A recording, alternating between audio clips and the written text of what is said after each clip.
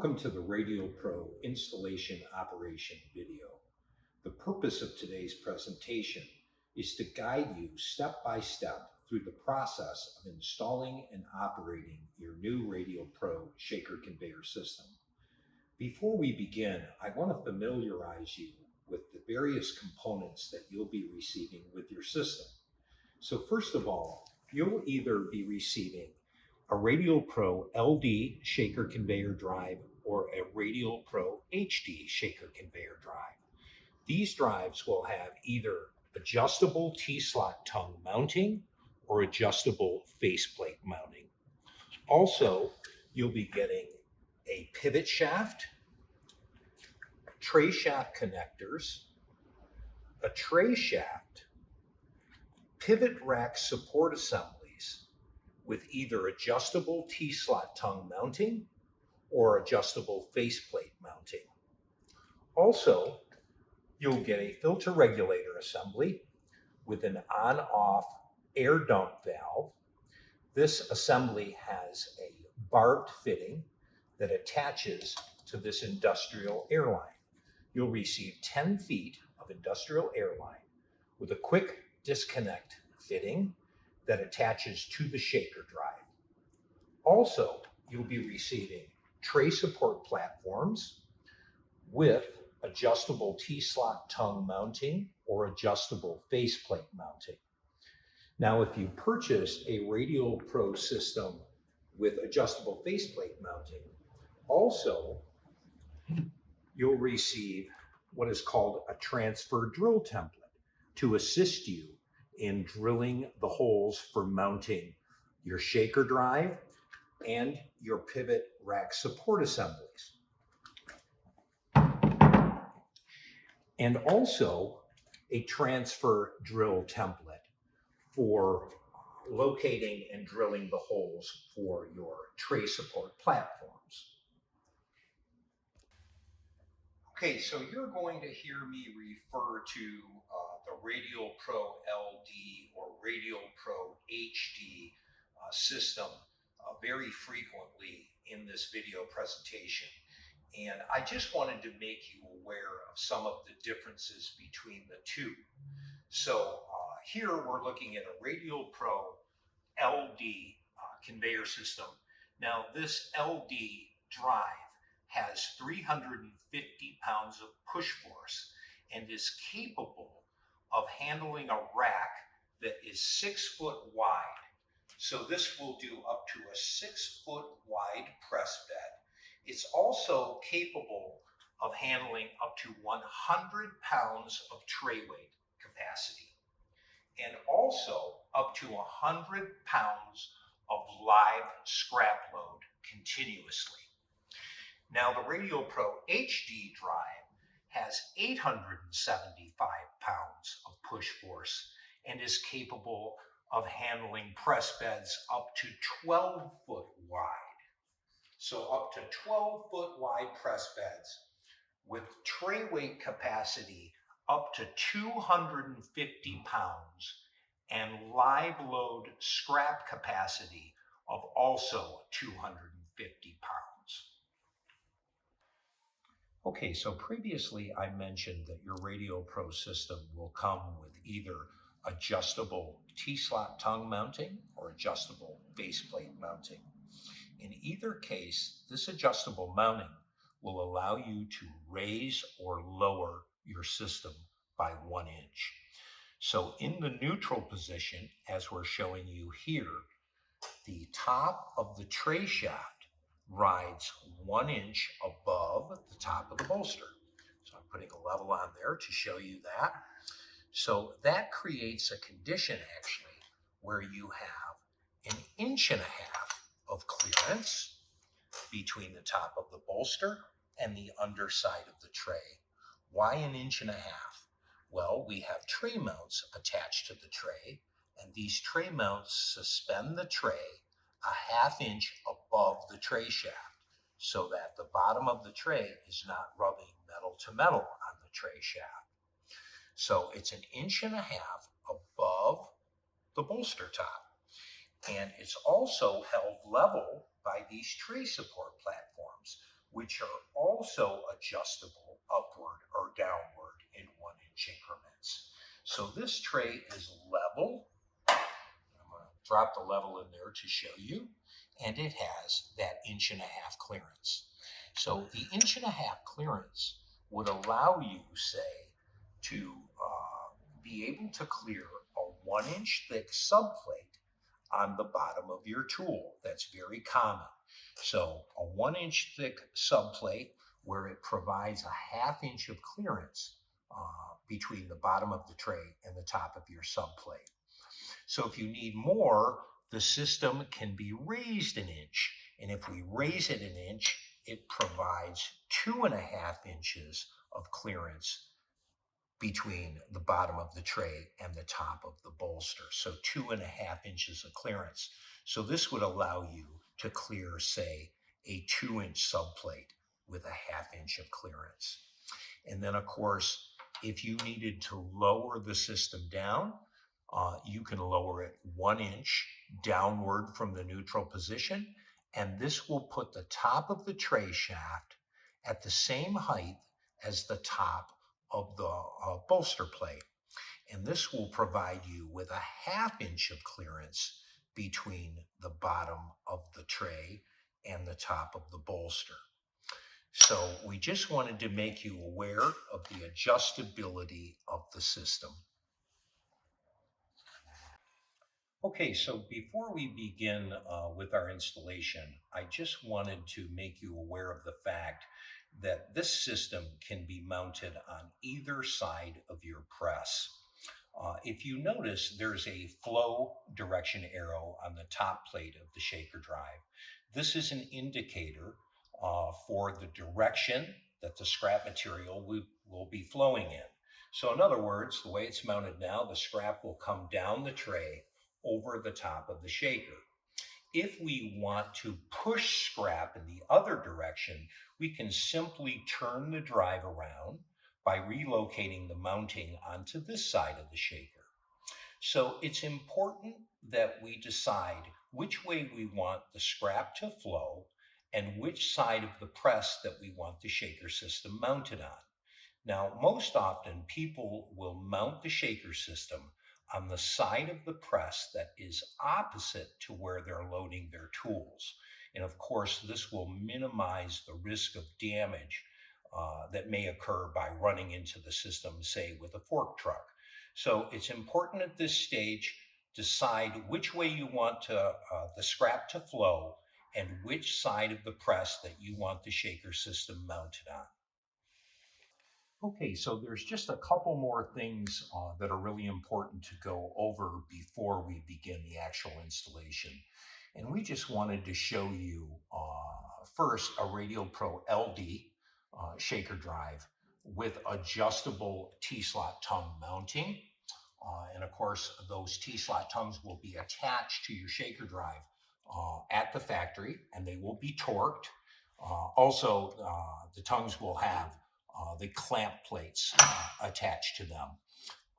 And these adjustable T-slot tongues will be mounted on the side of the shaker opposite to where you're flowing the material. And then over here, we have a Radial Pro HD with adjustable faceplate mounting. Again, these also will be attached at the factory.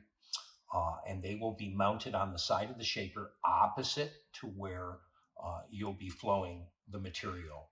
So the only difference between the HD and the LD is that the HD is 2.5 inches taller, but it has 2.5 times the power and 2.5 times the capacity.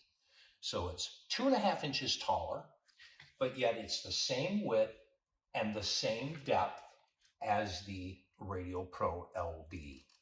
So now is the time to make the adjustments. Say if you want to reverse the direction of the scrap flow, you'll have to remove the face plates or the T-slot tongues and put them on the other side. To address the difference in system height, you may want to move the face plates up or down 1 inch We addressed that in the previous segment of the video. And I also wanted to draw your attention to the fact that if you move these plates, you'll also have to move the plates on the pivot rack support assemblies. So they're adjustable as well, upward 1 inch or downward 1 inch. Now the thing is when you adjust this down 1 inch, you raise the height of the shaker system to its maximum height. And the same thing is true of the faceplate mounted pivot rack support. Now would be the time to move it either upward or downward. And again, if you move it downward, you raise the height of the system to its maximum height. So whatever you do to the shakers, you have to do to the pivot rack supports. And now is the time to do it. So just one last thing. Also, if you do remove these and relocate them or adjust the height, you'll have to re-torque them onto the shaker drive. And we recommend that you torque your fasteners at 50 foot-pounds. So 50 foot-pounds of torque on the fasteners if you relocate these. And then, of course, you'll notice, too, that we have a short pivot shaft in either of these shakers. So over on the LD model, we have what we call a maintenance pivot shaft. It comes assembled into the shaker drive. And at this point, we want you to leave that in the shaker drive. But you'll notice that this pivot shaft is a 1 inch diameter pivot shaft. So you leave it in place. And then over here on the HD, you also have a maintenance pivot shaft that will be pre-installed. And this is an 1.75 inch diameter. Both the maintenance pivot shafts are chrome plated steel. So make sure you leave those in prior to doing your installation. All right, so one of the unique features about all Radial Pro systems is that they produce rotational motion. And this rotational motion is really important because it eliminates off-center loading.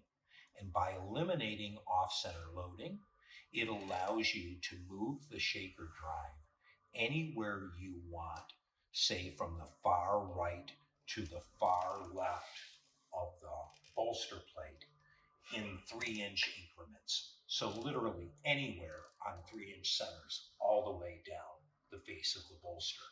Now what makes this possible is, if you'll notice, there are corresponding holes through both the tray shaft and the pivot shaft.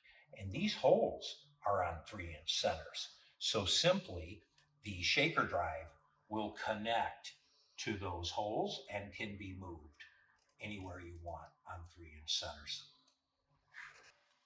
Okay, once you've determined the mounting location of your Radial Pro shaker drive, it's important for me to bring up a couple of rules that need to be obeyed with respect to the mounting of the pivot rack support assemblies in relationship to the shaker drive. So with our Radial Pro LD shaker system, we never want our first pivot rack support assembly to be more than 24 inches away from the shaker drive. Now, the reason for this is that will reduce the potential for vibration in the pivot rack assembly itself. With an HD system, you can mount your first pivot rack support assembly as far away as 36 inches from the shaker drive. Now, the reason for this is that the HD shaker system has a far more robust pivot shaft, which is down here, and this will reduce vibration or flexing. So we need to follow those rules. Never more than 24 inches away on our first support from the LD drive, and never more than 36 inches away on the HD drive. Now, Many systems are going to have more than one support, so the same rules will apply with respect to installing the second support. So on the LD system, the second support should never be more than 24 inches away from the first one. And on the HD system, never more than 36 inches away from the first support. Now, it's also important for me to let you know that you're going to be receiving the appropriate number of pivot rack support assemblies with your system. So depending on the size of the system you buy, you will get the number of supports that are necessary. So the last rule we need to obey is that we should never have our final pivot rack support assembly mounted any further than 12 inches from the edge of the bolster. If we mount it more than 12 inches away, the support more than 12 inches away, we'll have too much unsupported pivot rack hanging out the end. Now that same rule will apply down on the other end of the shaker on this side of the drive. So we can't ever mount the drive more than 12 inches away from the edge of the bolster without adding in a support on the end. All right, so we went ahead and we removed the Radial Pro shaker system from the bolster plate. And now we want to go ahead and proceed with installing a Radial Pro LD system with T-slot tongue mounting. But the only components we're going to install for now are the shaker drive down here on the right-hand side, the pivot rack support assemblies, and the tray support platforms. And we're not going to attach the pivot rack or connect the air source to the shaker drive. We're actually going to go ahead and take that off after we show you that installation piece, and go ahead and proceed with installing a Radial Pro HD system with faceplate mounting. Now, the reason we're going to do this is that once you install the shaker drive, the pivot rack support assemblies, and the tray support platforms, the rest of the installation between the two different styles of mounting is identical. So we'll go ahead after we install the HD with the faceplate mounting, and we'll put the pivot rack in that and connect it to the air source and so on. Okay, so we're going to go ahead and mount the Radial Pro LD shaker drive with T-slot tongues onto the bolster plate here down on the far right-hand side. So it's going to take two of us. This shaker drive weighs about 70 pounds. So we're just going to pick it up and gently guide it into the T-slots and push it in. And we can let it rest under its own weight. Then we're going to go ahead and attach our clamp plates and just bring those down, those bolts down, until they touch the lock washer. And then what we'll do is we'll go ahead and get behind the shaker and lift it up and push it in and register it squarely against the bolster face. And then I'll go ahead here and tighten down these clamping bolts, hand tight. Of course, we're doing this in real time so that we can show you how easy this is. And then I'll go ahead and torque the bolts. Got the torque wrench set at 50 foot-pounds. I'll just go ahead and torque all four of those bolts. And then the shaker drive is securely mounted to the bolster. All right, so now we're going to go ahead and install the pivot rack support assemblies with the T-slot tongues. And we need to obey the rules. So with an LD system, we never want a support to be any further than 24 inches away from the shaker drive. So this is simple. We can say 6, 12, 18, 24, and I've marked that position with the clamp plate.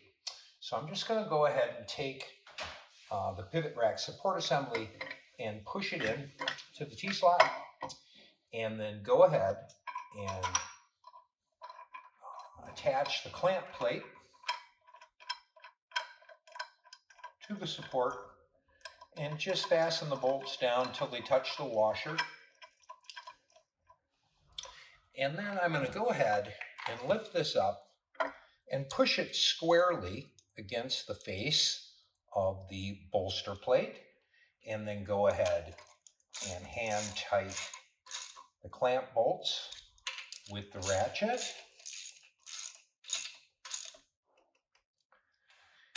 And then I can go ahead and torque this at 50 foot-pounds, just like we did the shaker drive. And then we'll go ahead and do the next one. So the rule is the same, never more than 24 inches between the first support and the second support or last support. So 6, 12, 18, 24. Again, I marked it with the clamp plate.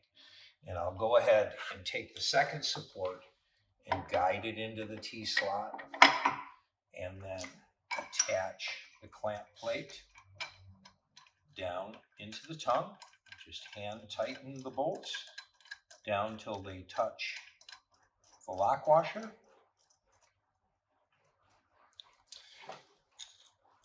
And then I'm going to go ahead and push that squarely against the face once again, and go ahead and hand tighten these down with the ratchet.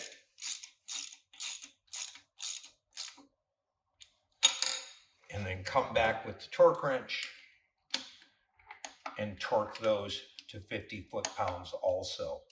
So both supports are now mounted on 24-inch centers in accordance with the shaker drive.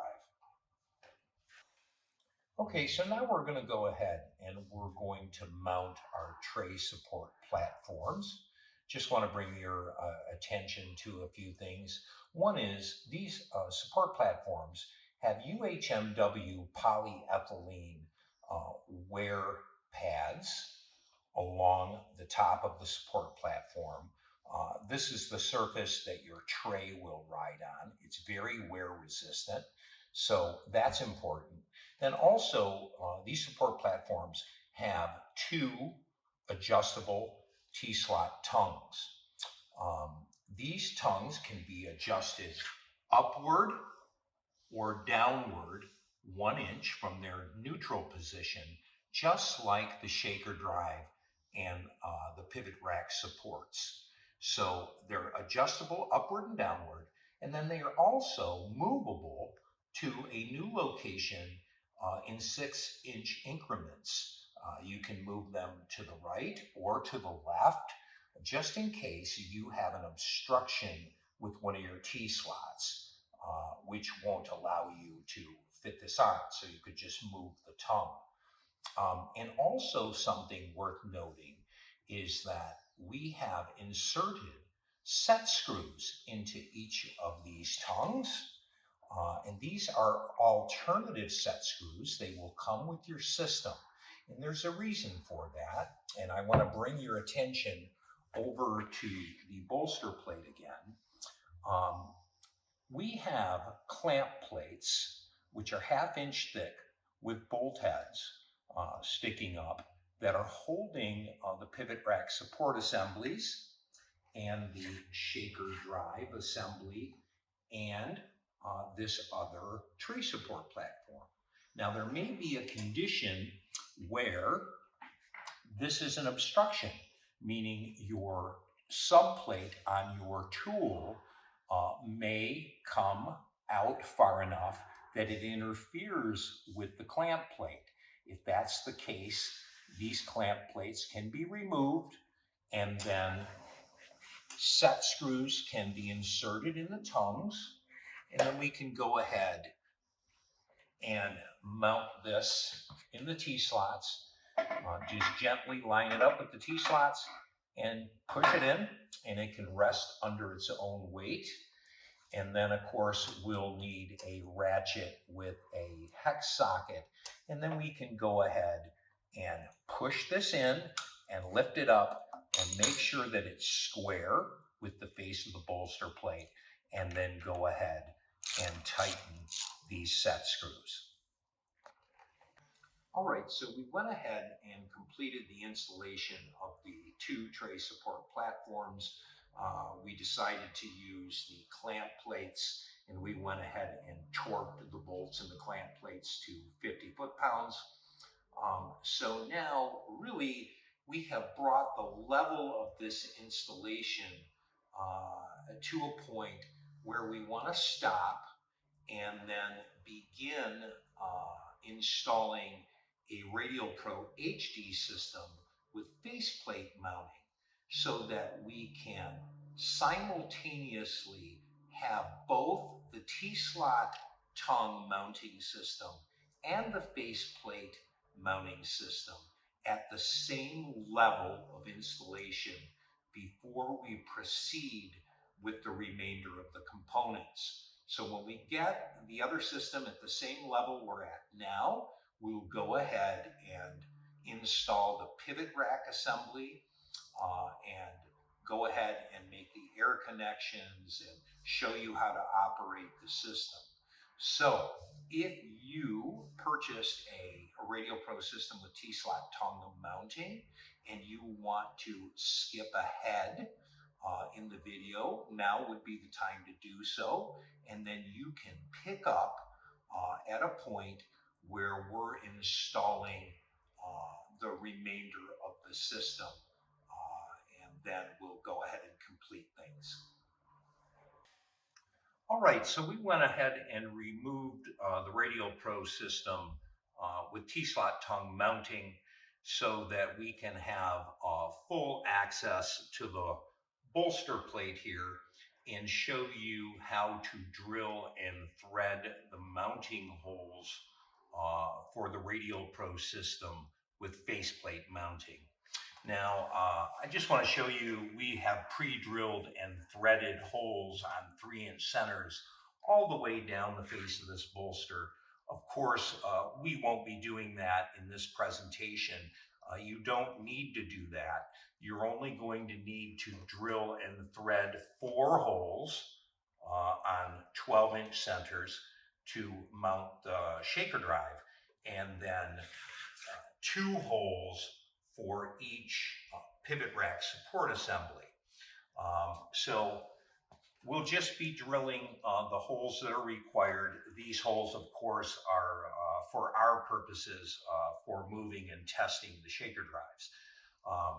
But I do want to draw your attention right now to something we mentioned in the previous segment of the video. You will be receiving a transfer drill template that will assist you in drilling these holes and make things tremendously easier for you. So we'll get into this, and then also you have a transfer drill template for drilling the holes on the back side of the bolster for mounting the tray support platforms. All right, so we're going to go ahead and begin the process of drilling and threading the holes that are going to mount the Radial Pro shaker drive with faceplate mounts. We're going to go ahead and position it right here on the right-hand side in the same location that we mounted the drive with T-slot tongues. So that means we're going to be 2 of our holes underneath the first T-slot, and then the other 2 holes underneath the third T-slot. So because these T-slots are on 6-inch centers, our pattern for mounting the shaker drive is on 12-inch centers. You'll be underneath the first and the third T-slot. So this is really easy to do. We're going to use our transfer drill template. And you'll notice that this drill template comes with 3 windows in it. These are sight windows that will assist you with lining the template up by looking through one of the windows and aligning it with the corresponding T-slot behind it. So in a case where we want to get our first set of holes 6 inches away from the edge of the bolster face, we're going to be using the sight window, the center sight window, and lining it up with the second T-slot. So all you do is you look through the window and you visually align the window to the T-slot behind it.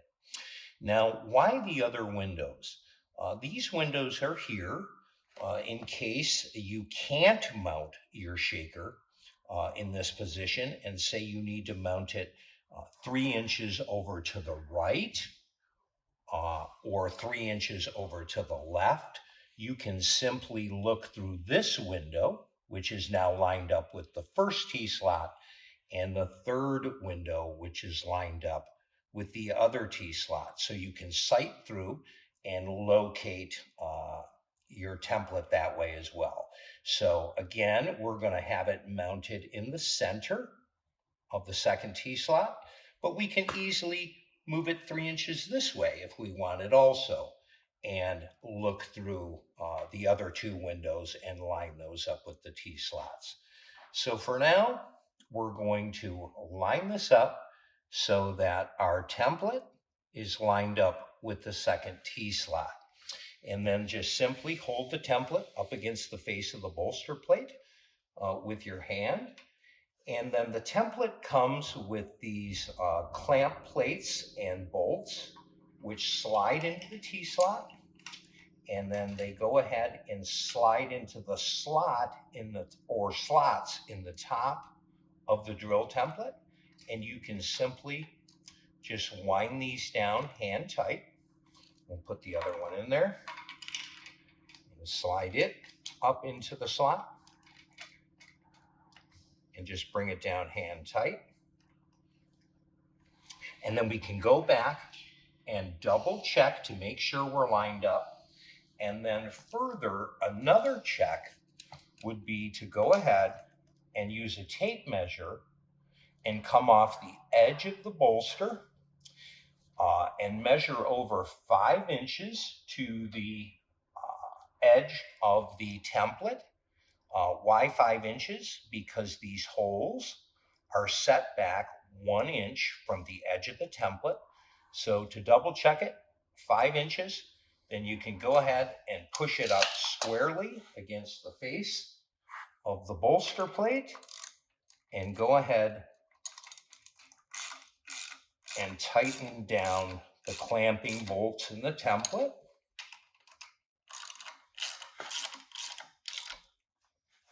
And do these snugly.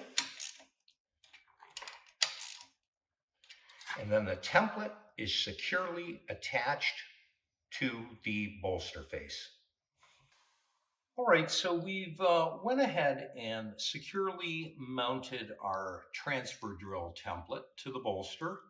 And before we get into drilling and threading the holes, I just wanted to go over a couple of things. One is that these drill bushings are removable from the template. They are actually 5/8 11 threaded hex head bolts with a 1/4 inch pilot hole through the center of the bolt. So your drill template is going to come with 4 of these drill bushings, and you'll be removing 2 of these after you use the first template to drill the holes for your shaker drive and pivot rack supports. You'll remove 2 of these and they will be used in the other drill template for drilling the holes that mount the tray support platforms. So I'm going to go ahead and I'm going to thread this back into the hole, this drill bushing here.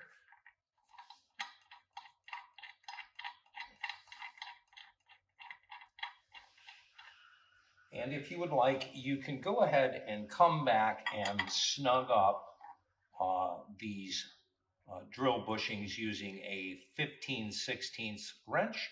So you can just go ahead and snug those up so that while you're drilling, they don't shake loose or turn, so on and so forth. So snug those up. And then I wanted to show you, you are going to need a 1/4-inch drill. This is the pilot drill that you'll start with, going through the drill bushings. 1/4-inch pilot drill. Then you'll also need a 2764 tap drill that is required for the 1/2 13 threaded holes in the bolster face. Lastly, you'll need a 1/2 13 tap and a tap handle. We'll be doing this manually with the tap handle. So we're going to go ahead and do this for you, show you how to do it. But before we do that, I also want to mention the fact that some bolster plates may not have T-slots in them. And in the case where your bolster plate does not have T-slots, you'll have to locate this fixture manually and securely hold it in place. Someone will have to hold this in place while another person is drilling the first pilot hole. So securely hold it. Someone will drill the first pilot hole, and when they're done, they can remove the 1/4-inch drill and insert it back into the pilot hole so that it fixes the template from moving upward or downward or back and forth on the bolster face. So that's very important. This would be a manual operation when there is no T-slots in the bolster. All right, so now we'd like to go ahead and put the 1/4-inch pilot holes in the bolster face. And the way we're going to do this is just use a manual electric drill. And I went ahead and put the 1/4-inch pilot drill in the chuck. And you'll notice that I marked it with a piece of tape.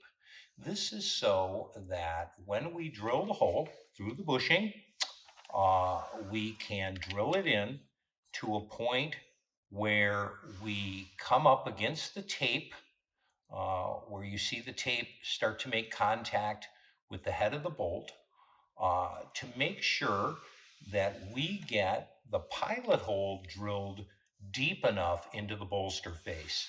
So normally I would recommend that you get your pilot hole about a 1/2 inch deep into the bolster face. So of course we have a 1-inch thick template and then a bolt head that sticks out about 3/8 of an inch. So I went ahead and put a piece of tape about 1 7/8 of an inch back from the tip of the drill so that I make sure when we go ahead and drill this right up to that tape, we get a 1/2 inch of depth on the pilot hole. And then of course, you're going to want to use some thread cutting oil with your drill generously so that you get good chip cutting while drilling the hole. Okay, so after we've drilled all 4 of our pilot holes to a depth of 1/2 inch into the bolster plate, it's time to go ahead and remove the template. So we'll loosen up the clamping bolts.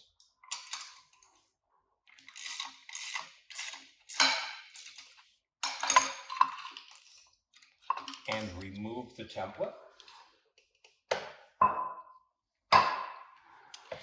And of course, our holes are already threaded. So all you would really see here is 4, you see 2 here and 2 here, 4 1/4-inch holes that are drilled a 1/2 inch deep.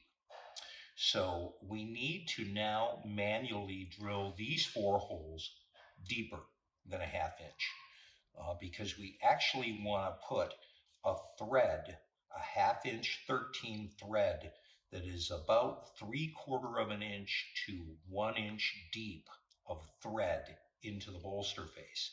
So that means we're still going to use our manual drill with the 1/4 inch drill, but I've relocated the tape. So now it's 1.5 inches back from the tip of the drill so that I want to go ahead and drill into these holes to a depth of 1.5 inches. So 1.5 inches deep into all 4 of the holes with the 1/4 inch pilot drill.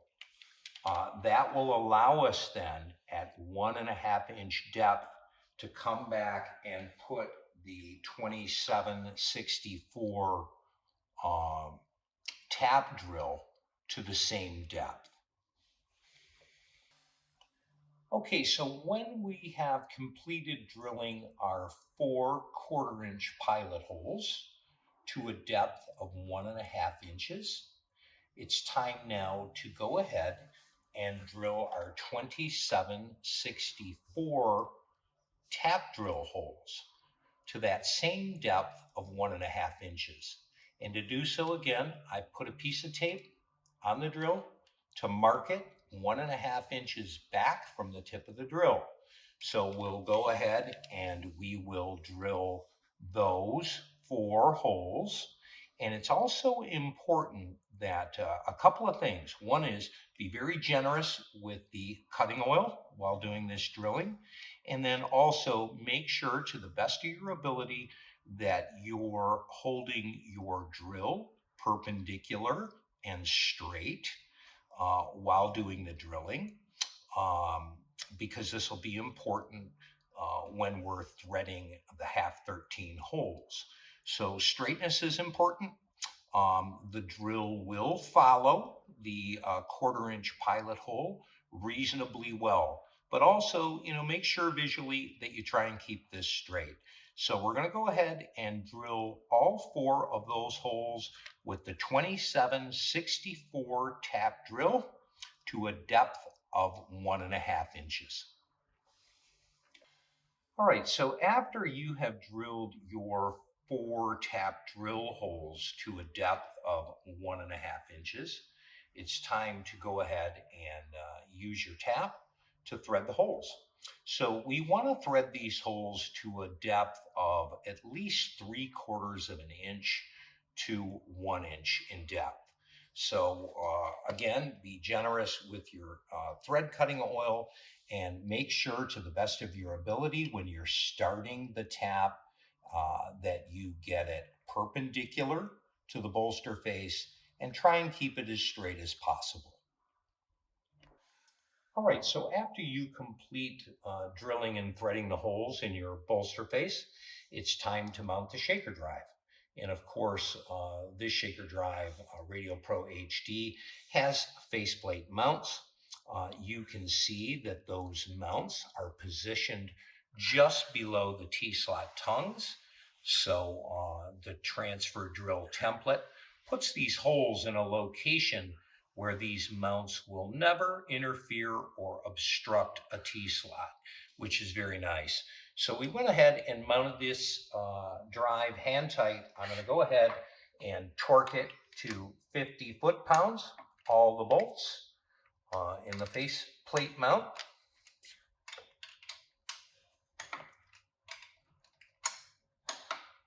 And then we're going to go ahead and locate and mount the drill template for the pivot rack support assemblies. All right, so now that we've securely mounted our Radial Pro shaker drive, we're going to go ahead and locate and mount our pivot rack support assemblies. So when you receive your assemblies, they will come with pre-attached 2 bolt flange bearings, and we want to go ahead and remove those from the support plate assembly. These are 3/4 10 hex head bolts. Just loosen them up and we can take the bearing and set it off to the side. This, of course, leaves us with the support plate. And here you can see the faceplate mount. It is identical to the faceplate mounts that were used on the shaker drive. So for mounting the pivot rack supports, we'll just be drilling and threading 2 holes to get these mounted. But before we do so, we want to make you aware again of the basic rules that we're going to need to follow for the location of those support plates. So when you have a Radial Pro LD, you never want your first support plate to be more than 24 inches away from your shaker drive. So these T-slots are on 6-inch centers, so we can just count over 6, 12, 18, 24. So we never want it to be more than 24 inches away. Or if it's an HD system, we could actually mount it up to 36 inches away. So another 12 inches further out if necessary. So just to be sure, we'll go ahead and show you that we're going to come over 24 inches and utilize the 2 mounting holes underneath this existing T-slot. So what we want to do is we want to take our drill template and we want to line it up so that our center window is revealing the T-slot just 6 inches over from the 24-inch mark. So right here, we'll go ahead and put our template up there and sight in the window, and then we can bring in our clamp plates and our clamping bolts and snug those down by hand and follow the identical procedure that we used for drilling and threading the holes for the shaker drive. So once again, we're just going to be doing the 2 outer holes, which are 24 inches away from the shaker drive. All right, so we went ahead and we mounted the first pivot rack support to the bolster face. We just went ahead and put these bolts in hand tight. And I wanted to show you that before tightening, that this can wiggle around quite a bit here. And that's just due to the fact that there's clearance in the mounting holes in the faceplate. So we want to make sure that we try and get this square. So this is easy to do. We can go ahead and push the support plate back against the bolts to try and square it up so it's perpendicular, and then just push it down and then bring your ratchet in and snug up these 2 bolts so that this is nice and square. And then we'll go ahead and we'll torque these bolts to 50 foot-pounds. All right, before we locate and mount our second pivot rack support, I just want to go over a couple of things. One is that this again is a 6-foot wide bolster plate, and you would be mounting a 6-foot wide system to the bolster. So what that means is you're going to get a pivot shaft and a tray shaft and the tray shaft connectors to make the pivot rack that is 6 foot long. So you'll get a 6 foot long pivot rack and you'll get the required number of pivot rack support assemblies to appropriately support that rack. So once again, we mounted a Radial Pro HD with faceplate mounting, and we went ahead and mounted our first support, and we mounted it 24 inches away from the shaker. Now, we could have mounted this support plate up to 36 inches away from the shaker drive. Because with an HD system, that's the rule, up to 36 inches. Now, had we done that, this support plate here would have been in this location here.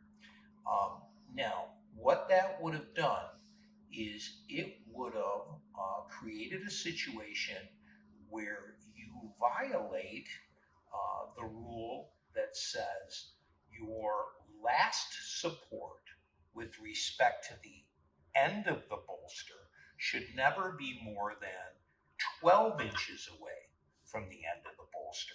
Now, this is the reason why a 6-foot system comes with two supports, is so that you don't have a situation which is one support that is 36 inches away and allowing too much pivot rack unsupported hanging out past the last support. So there's a reason, of course, that we put this 24 inches away. And that is so that we could take our second support and go ahead and mount it down in the final location, uh, down actually 6 inches away from the end of the bolster. And I'm just going to put the bolts in, hand tight, and show you that this support is now going to be 24 inches away from the first support, which is 24 inches away from the shaker drive. So both supports 24 inches away. And of course, the drilling and threading procedure that you employed on this pivot rack support and the shaker drive will be used down here for this final pivot rack support assembly. Okay, so now we've completed all the drilling and threading of our holes for mounting the pivot rack support assemblies and the shaker drive on this side of the bolster plate. And we're going to go ahead and move over to the other side and use the drill template to locate and drill and thread our holes for mounting our tray support platforms. All right, so the next step is for us to go ahead and mount our tray support platforms on the rear side of the bolster plate. But before we do so, I just wanted to familiarize you with some of the components here. So we've got this tray support platform with the UHMW polyethylene wear pad mounted on top of an aluminum subplate. This UHMW wear surface is what supports the trays. And then we have the receiver mounts that get mounted to the face of the bolster, which then in turn allow you to connect the tray support platform to the backside of the bolster. So you're going to receive the appropriate number of tray support platforms required to do your installation. Each one of these platforms will have two receiver mounts, and these receiver mounts have a half 13 threaded stud that is tightened into the back side of the receiver. And our objective is going to be to drill and thread the holes that mount the receivers that allow us to then assemble the tray support platform onto the back side of the bolster. Okay, so once again, I just wanted to state that you'll be receiving the number of tray support platforms required to outfit your entire bolster. So in our case, we have a 6-foot wide bolster, and we'll be using two 35.5-inch wide tray support platforms. Now, unlike the T-slot tongue mount platforms, these platforms have receiver mounting locations. So actually the first one starts 2 3/4 inch away from the edge of the platform and then they proceed in 6-inch increments down the length of the support. Now, this allows for different options for mounting your receiver mounts, because you may have a condition where you may have an obstruction in a certain location where you can't put a receiver mount. So what I like to do is just visually say, where may I be able to mount my receiver mounts so that they're symmetrical and also mounted no more than 18 inches apart from one another, because your transfer drill template has locations up to 18 inches away or 12 inches away on either side or 6 inches away. So this is on 6-inch increments. So what I'm looking for here is from the center, basically, of the platform, where can I mount these? Say I can come out to this location, which is 9 inches away from center, and I could come out to this location, which is 9 inches away on this side from center, and have that 18-inch spacing between the receiver mounts. So for today's installation, this is the location where we're going to mount our receiver mounts. All right, once again, I want to mention that we have predetermined the location of where we want to mount the receiver mounts. So what we did was from the center of the support, we determined that we wanted to come over 9 inches on the left and 9 inches on the right. But let's say there was an obstruction in those locations. We could simply move one of the receiver mounts 6 inches over to a new location and now mount the platform on 12-inch centers if we chose. Or we could actually even move this one over 6 inches and still maintain 18-inch centers. And likewise, we could do the very same thing down on this end. We could mount them on 18-inch centers all the way to the left, 12-inch centers. So there's a variety of locations where you can mount the receiver mounts based on the availability on your bolster face. So for now, we've determined we're going to mount these on 18-inch centers. So I'm going to go ahead and I'm going to move the tray support platform out of the way, and I'm going to bring over the drill template, and I'm just going to put that up temporarily onto the bolster face and remind you that what we've done is we've taken the 2 drill bushings out of the other template and inserted those into this template. So this is real simple. We want to line up the sight window in the template with the appropriate T-slot behind it. Get it centered to the best of your visual ability. And then to double check, you can make sure, oh, there it is. It's right in alignment. And then also the same thing down on this end. Then we can bring in our clamp plates and bolts and put those into the slots of the template and bring those down hand tight. So I'll do that over here as well. And remind you to make sure that you push this template squarely against the face of the bolster. And then we'll go ahead and securely tighten the template in place.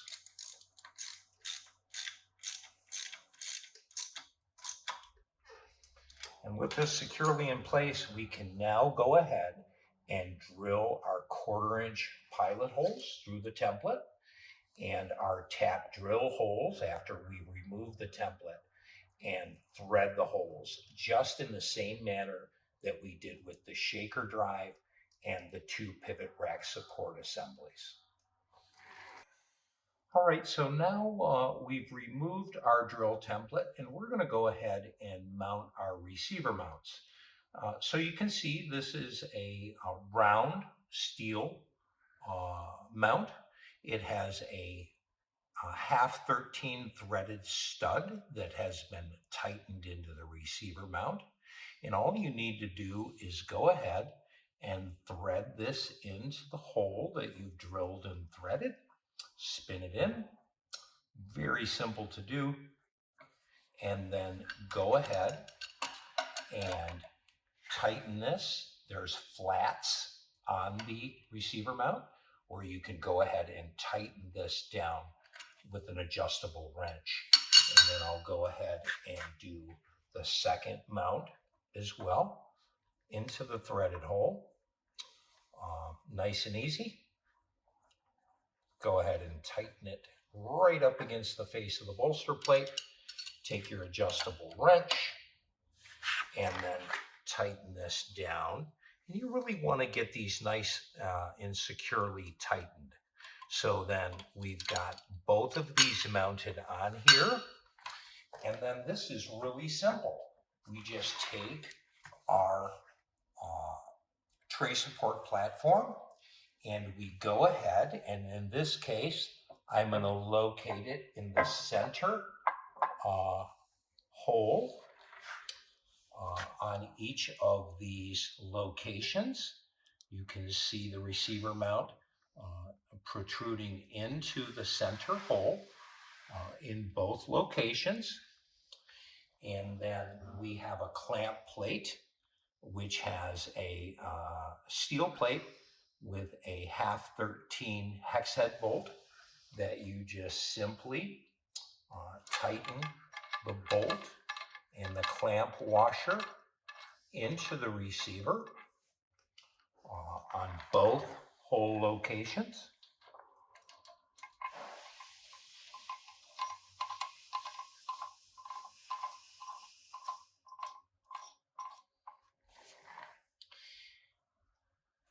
Do those hand tight, and then I'm going to come back with the ratchet, and we can go ahead and snug the clamp plates and bolts securely with the ratchet. And we have mounted the tray support platform. So this platform, again, is for people who don't or can't use T-slot tongues. Now, this, as you may or may not have noticed, also is adjustable upward or downward in 1-inch increments.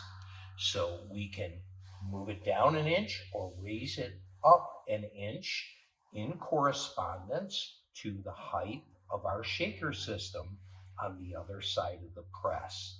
So this is really easy to adjust upward or downward and take these on and off, say when you want to load your tool with a fork truck.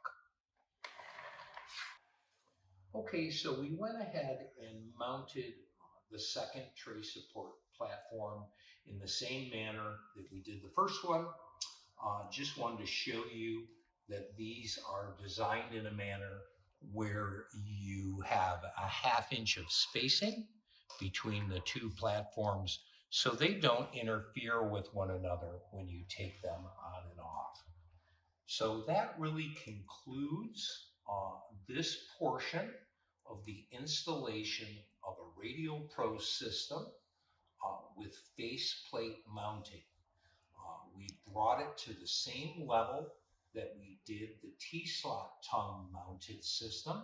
So now we're going to go ahead and complete the rest of the installation, and the steps that we go through will be the same for both systems, regardless of whether you have a T-slot mounted system or a faceplate mounted system. Okay, we've reached a point in the installation presentation wherein which those of you who may have fast forwarded ahead from the T-slot tongue mounting segment should rejoin us now while we finish up the rest of the installation. What we're going to do next is go ahead and mount the filter regulator assembly and connect the industrial air line to the filter regulator and to the shaker drive, and then go ahead and connect the factory air source to the filter regulator assembly. And we'll turn the shaker drive on just to make sure that it's operating properly before we go ahead and connect the pivot rack and the rest of the components onto the shaker system. Okay, so I wanted to revisit the fact that every Radial Pro shaker drive comes with a pre-installed maintenance pivot shaft. Now, it's important that you do not remove this. What we're going to do is leave it in, and we're actually going to run the shaker drive with this installed so that we can make sure the drive is running correctly before we proceed with the rest of the installation. Now, what makes this important is that the inner drive mechanism for the shaker itself is connected to this pivot shaft. So if you were to take the pivot shaft out and try to run the shaker without it, this whole bottom mechanism would not be connected to anything, and it could cause serious internal damage to the shaker. So just once again, make sure that you leave the pivot shaft installed until after we've run our initial test. All right, so we went ahead and we mounted our filter regulator assembly down here on the end of our bolster in a convenient location where it was easy to connect our air source to the shaker drive. And then we also connected our factory air supply to the filter regulator. Now, what's important is that your factory air source supply at least 80 psi to the filter regulator assembly. The reason for that is that the shaker drive will run up to 80 psi. So we've connected that, and what we're going to do is go ahead and run a simple test where we're going to turn the shaker on from zero pressure right up to 80 psi gradually, just to make sure that the shaker drive is running appropriately before we go ahead and remove the maintenance pivot shaft and assemble the rest of the components in the shaker system. So what we're going to do first is we're going to pull up on the adjustment knob. This is a locking adjustment knob, so we'll pull up on it, and that will allow us to turn it either clockwise or counterclockwise. And we're going to turn it all the way counterclockwise. So the filter regulator is in a condition where air pressure will not be allowed to flow through the filter regulator. So what's going to happen is I'm going to turn on the on-off valve, and then I'll go ahead and gradually increase the adjustment knob in the clockwise direction, and that will allow pressure to come through the filter regulator and into the shaker drive and make the shaker drive operational. So the aim of this test is to gradually run the shaker up to a pressure of 80 psi and let it run there for a few seconds just to make sure everything is okay, and then we'll turn it back down and turn it off.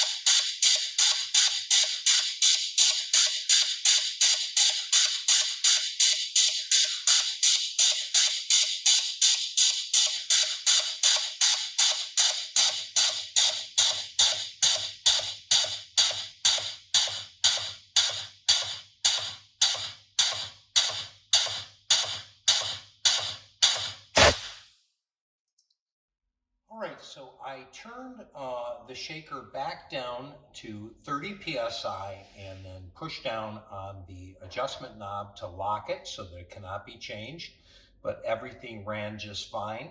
So now we're going to go ahead on to our next step, which is going to be to remove the maintenance pivot shaft from the shaker drive.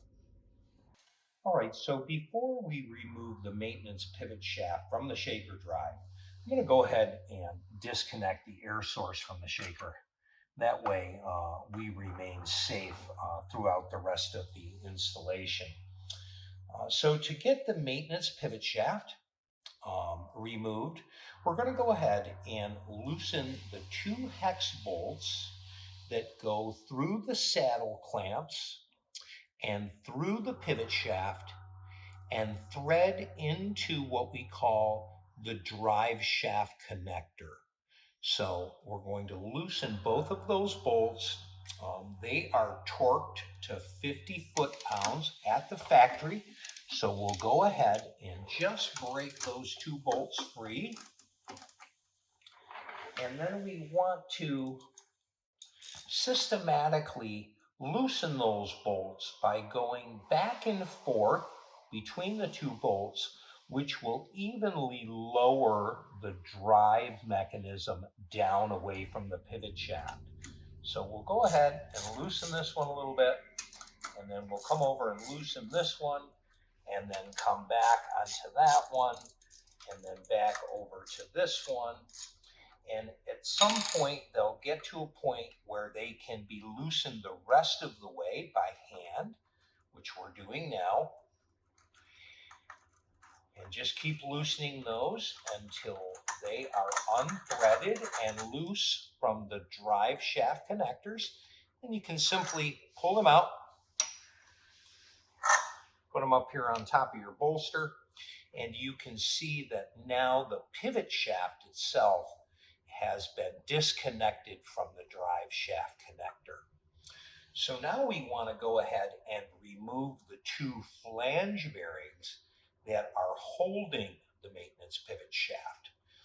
But first, what we're going to do is we're going to loosen the 2 set screws in each flange bearing.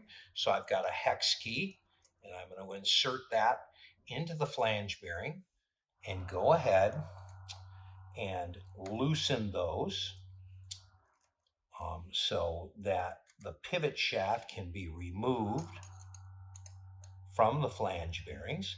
So loosen that one and then come over and loosen the other one and just turn those counterclockwise a little bit.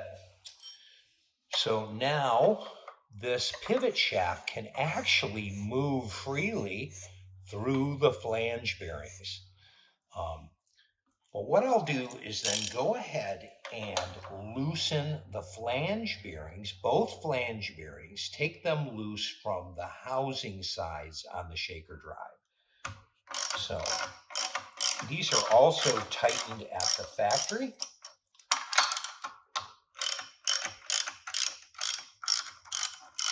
So we'll go ahead and take those loose, all 4 bolts.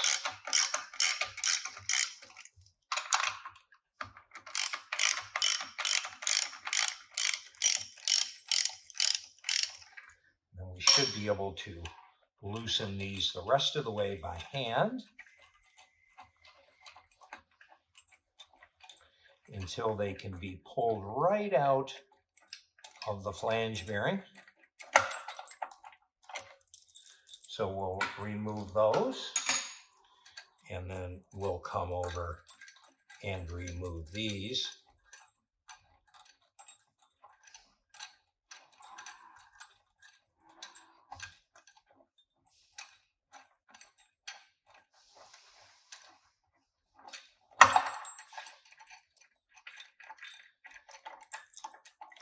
And pull those right out of the flange bearing. And then we can go ahead and pull the maintenance pivot shaft with the flange bearings directly upward and out of the shaker drive. And we'll just go ahead and set that over on the bolster top. Okay, so the next step in our installation process is to go ahead and mount the pivot shaft into your shaker system.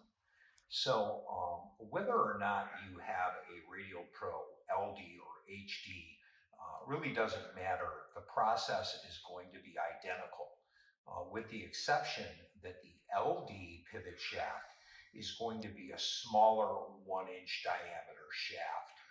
Um, but what you do is you start out by lowering the pivot shaft into the far pivot rack support assembly, and you just rest it there. And then you move yourself down the shaft and go ahead and grab a hold of the drive shaft connector and turn it upward or vertically pointing upward, and go ahead and drop the pivot shaft into the recessed saddle so that the pivot shaft is resting under its own weight in the saddles and in the pivot rack support assemblies.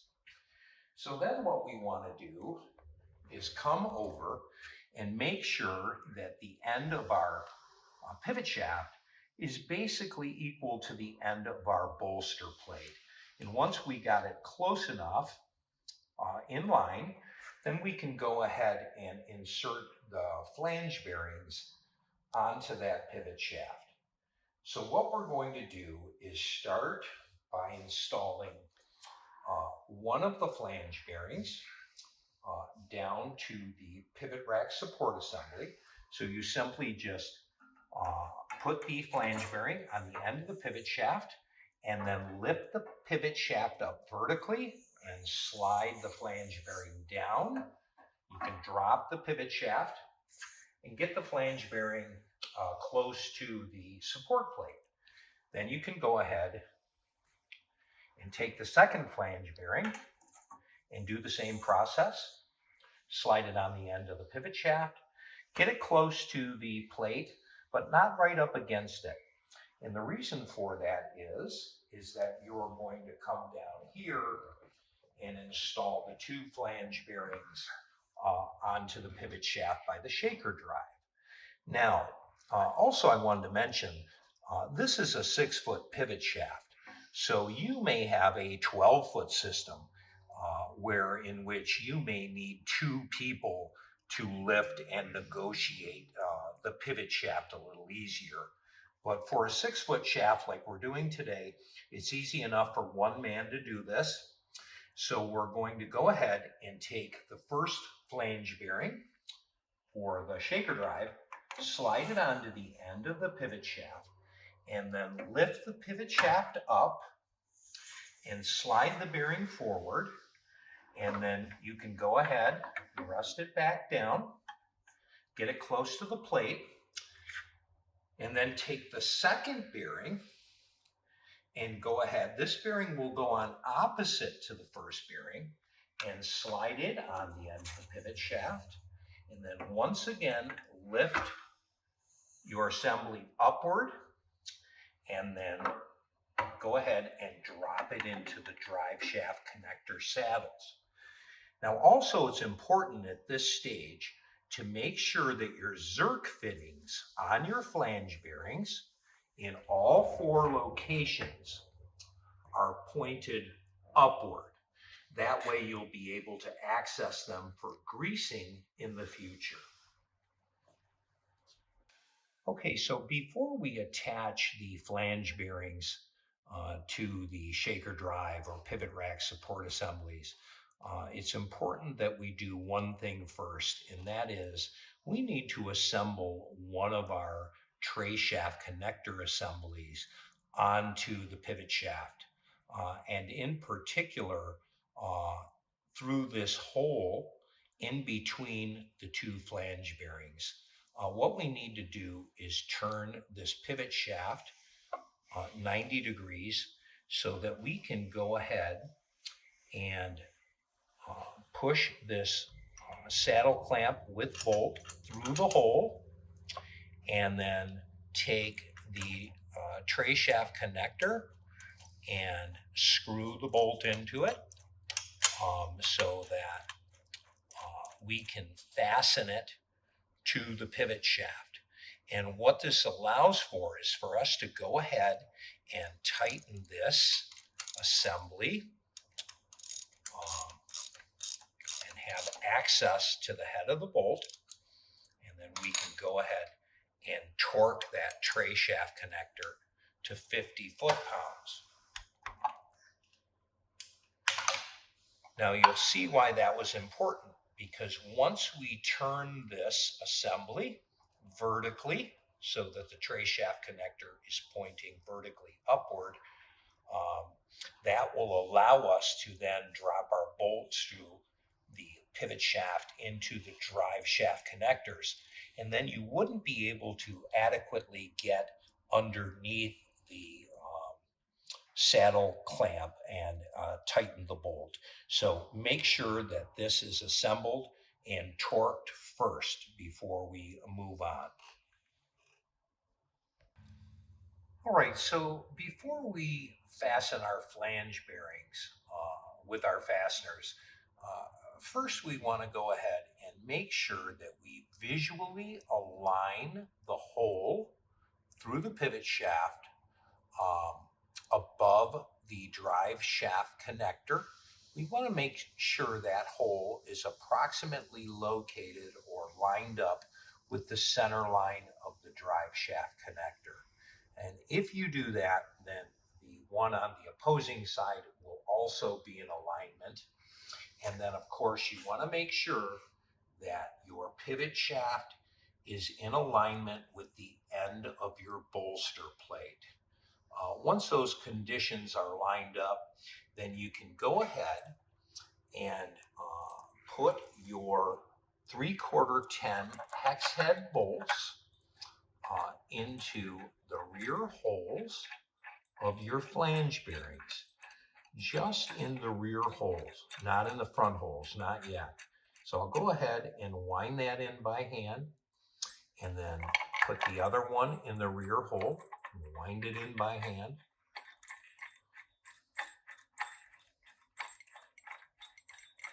Just so the head of the bolt touches the lock washer. And then, of course, you want to make sure your Zerk fittings are pointed upwards and accessible. And then also that your set screws that are in the bearing collar are pointing upward so that they're accessible from above on both the flange bearings. And we'll go ahead and put the rear bolt in the next pivot rack support assembly plate. Same process, wind the bolt in by hand. Make sure the Zerk fitting is pointed upward, that you turn the collar if necessary to make sure you have access to the set screws. And then we'll come down to the last bearing, same thing, rear hole only. Put the bolt in hand tight. Zerk fitting pointed up, and of course the collar turned for access to the set screws. Then what we're going to do is come back down to the far bearing and take our 3/4 10 hex head bolt, put it through the hole, and then lift up the pivot shaft so that you get the bolt to screw in to the housing side. And again, just do this hand tight. So that went in by hand. Then we're going to come over to the alternating pivot rack support and go ahead and put this bolt in. And then we can lift the pivot shaft and flange bearing so that we can screw this fastener in by hand.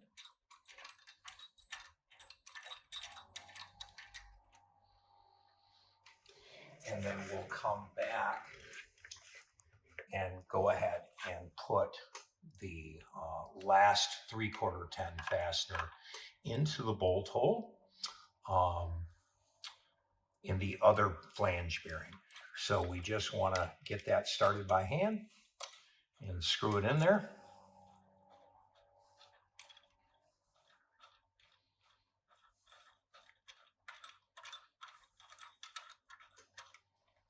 And then we'll come all the way down and put the last bolt in the front hole of the final flange bearing. You can screw that one in by hand as well.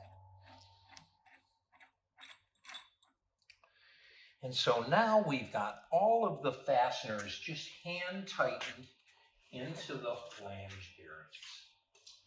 So what we'll do now is we'll go ahead and take the saddle plates with the hex head bolts that go through the pivot shaft and into the drive shaft connector. We'll go ahead and drop that saddle down and see if we can go ahead and screw the bolt down into the drive shaft connector. So we get one of them started, and then we come over and do the same process on the other side.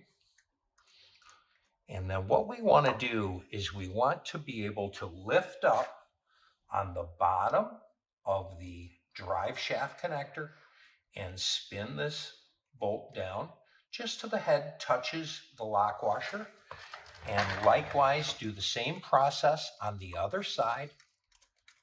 So what we're trying to do is bring the inner drive mechanism upward evenly. So we've got both of those started, and I'll just continue to turn them hand tight till I can't turn them anymore. And then we're going to come back and tighten these with a ratchet and torque them. Okay, so before we go ahead and tighten the 3/4 10 fasteners that hold on the flange bearings, we're going to come back and tighten the saddle clamp bolts first. So we'll go ahead and alternate back and forth because these were only hand tight. So we're going to bring them to tightness with the ratchet by alternating back and forth. And then we're going to go ahead and torque these bolts to 50 foot-pounds. So we'll go ahead and do that now. So 50 foot-pounds on both of those saddle clamp bolts. Then we can come and tighten the flange bearing bolts, and we'll just bring them down pretty snug with the ratchet and socket. Go ahead and do all of them.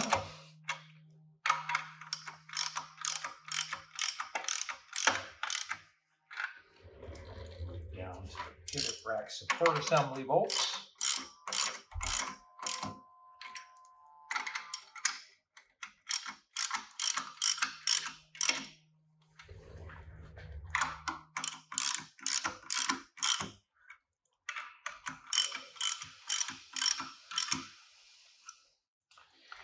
And then we're going to reset our torque wrench to 75 foot-pounds and go ahead and torque the flange bearing bolts at 75 foot-pounds.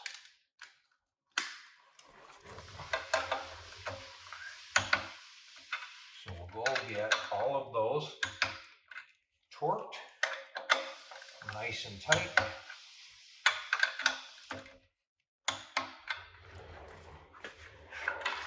Come over and get these as well.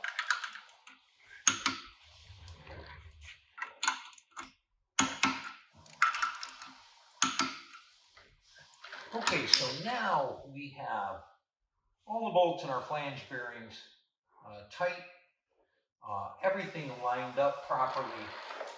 We torqued our saddle clamps. So now we're going to go ahead and do our next procedure, which is going to be to align the pivot shaft correctly with respect to the shaker drive.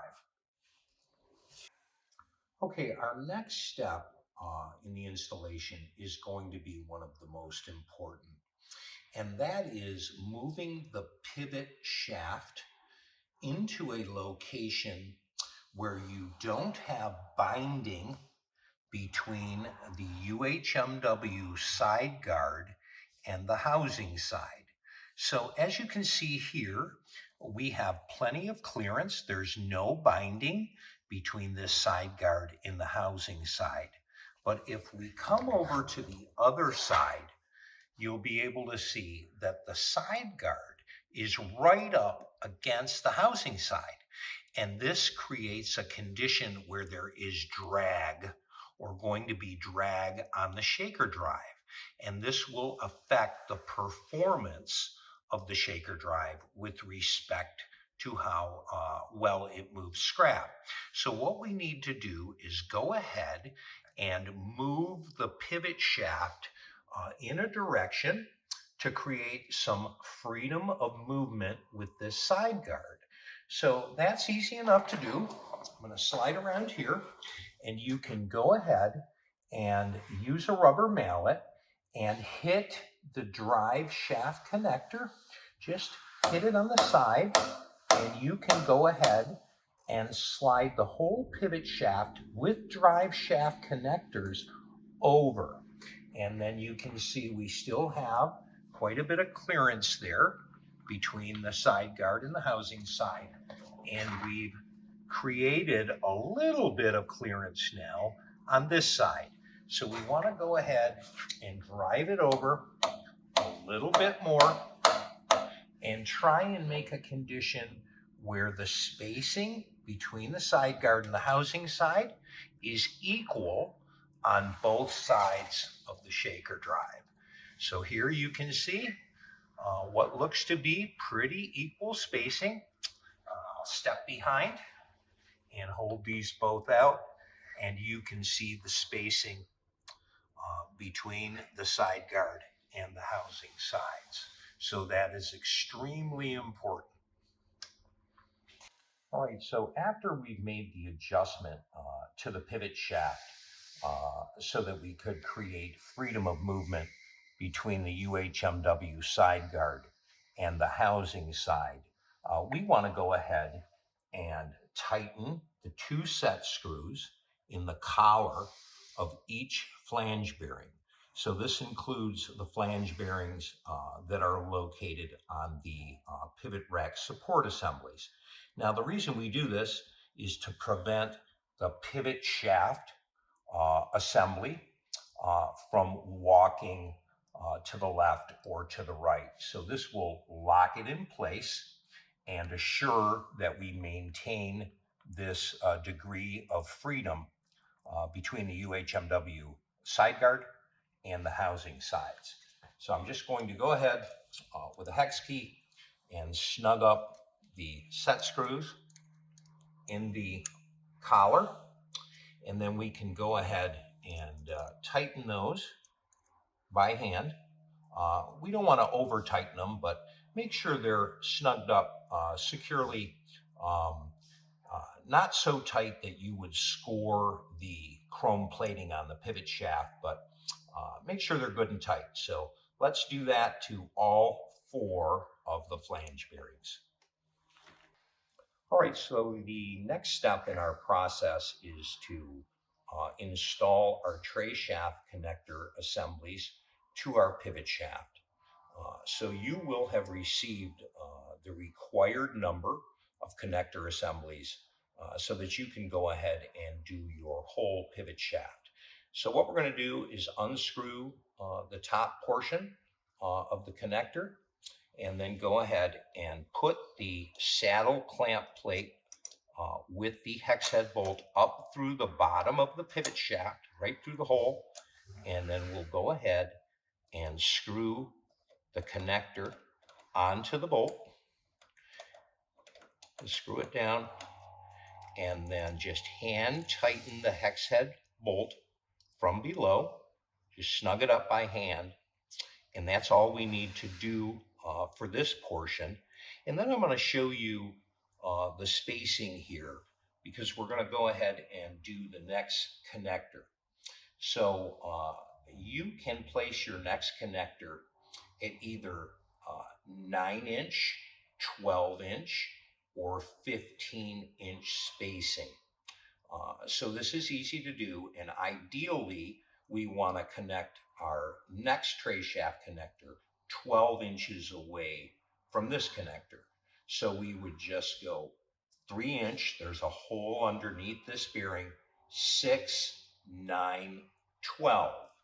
So we'll go ahead, unscrew the connector, push the bolt with the saddle plate up through the bottom of the pivot shaft, and then once again wind down the connector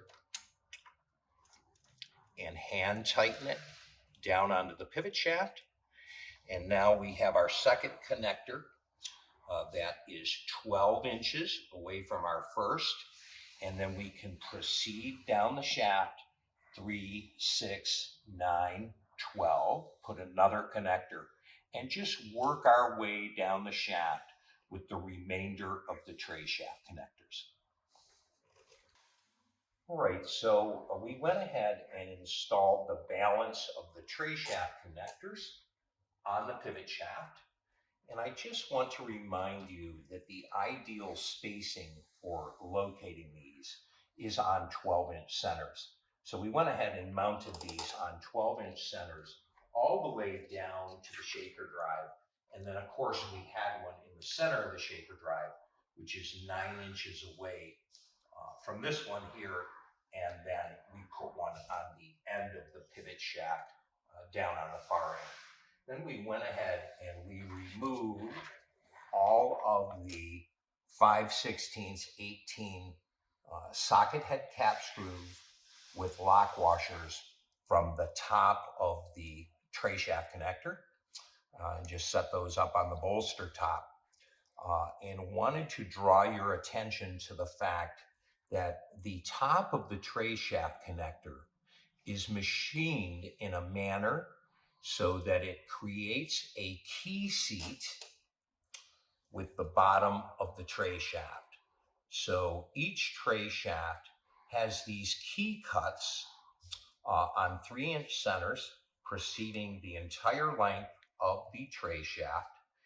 And this key cut will lock in place onto the top of the tray shaft connector and create a condition where you can't shear the tray shaft off of the tray shaft connectors because it's key seated. And then of course the socket head cap screws will go down through the counter bore in the tray shaft and connect into the tray shaft connector below. So we just wanted to show you that, and we're going to go ahead in our next step and install the actual tray shaft onto the pivot shaft.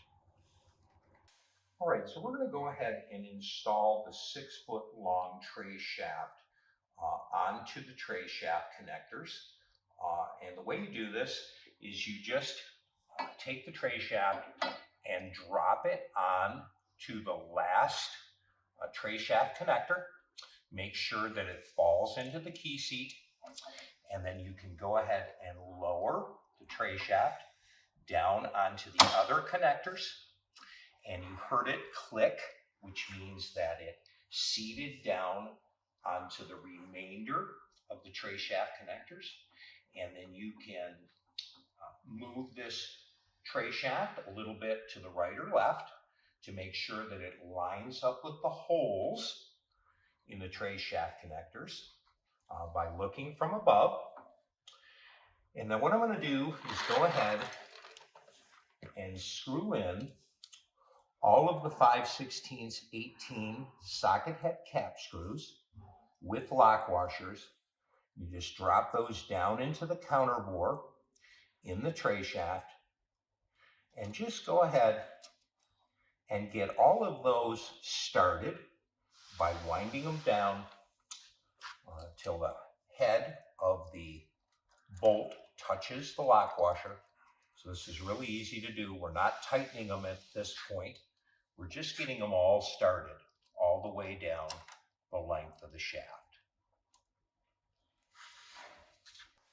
All right, so we went ahead and installed all the socket head cap screws through the tray shaft into the tray shaft connectors.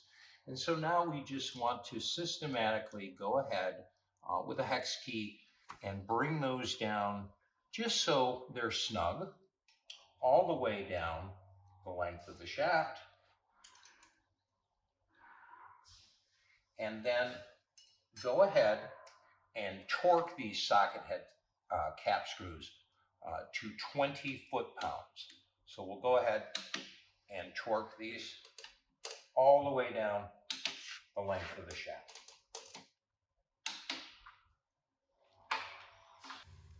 Okay, so now that we've tightened our tray shaft onto our tray shaft connectors, the last remaining step for the pivot rack assembly is to go ahead and tighten the tray shaft connectors. So we're going to come back to the bolts that come up through the saddle clamp and tighten the tray shaft connectors. We'll just snug them up by hand, and we'll proceed all the way down the length of the rack. And then what we'll do is we'll come back and torque these saddle bolts to 50 foot-pounds. Torque each bolt, working your way down the shaft. All right, so whether or not you have a Radial Pro LD system or a Radial Pro HD system with T-slot tongues or with faceplate mounts, basically we have taken you step by step through the process of installing those systems. So basically this system is complete. And what we want to do is go ahead and plug our air back into the shaker and turn this on at 30 psi now that the pivot rack has been assembled to the shaker drive, just to make sure that everything is running properly. So I'm going to go ahead and plug our quick disconnect air line into the shaker drive, and then go ahead and turn the shaker on. Again, it's at 30 psi, just to check and see how it runs.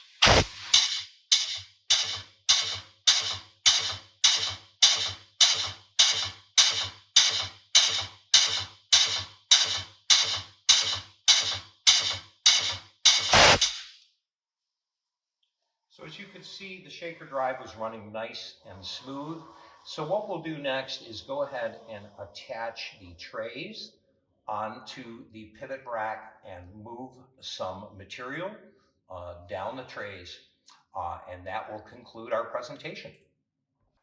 All right, so I went ahead and attached 4 conveyor trays to the Radial Pro system, and I'm going to move some material down the trays. But before we do so, I just want to show you how simple it is to remove and install the conveyor trays on this system. So simply you just put the tray wherever you need it, rest it on the tray support platform, and then go ahead and drop it down onto the tray shaft, and you can just gently push the tray down and it seats onto the tray shaft. So that's all there is to it. Simple on and off. And so what I'm going to do is go ahead and turn the system on. It's only set at 30 psi, and I'm going to move some material down the trays.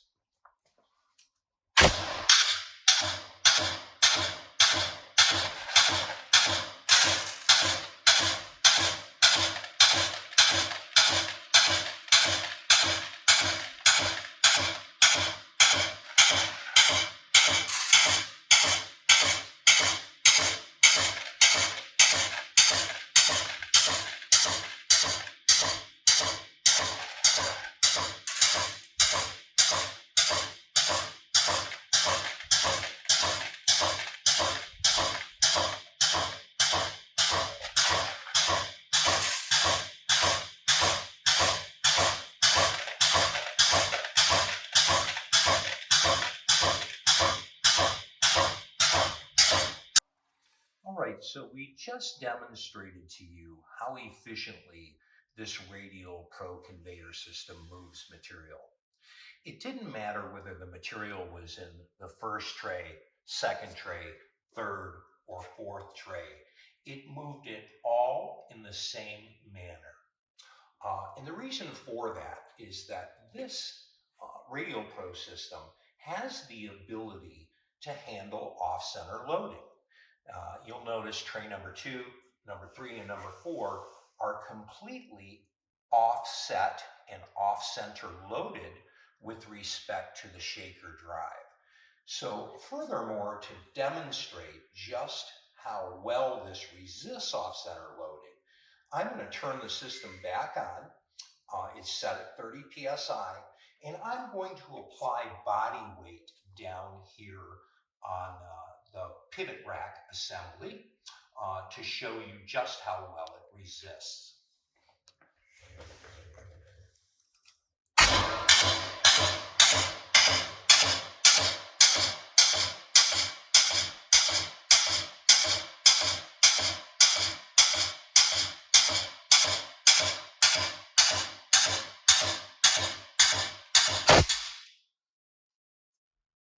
All right, so that concludes our presentation for the installation and operation of your Radial Pro shaker system. And we just wanted to say thank you.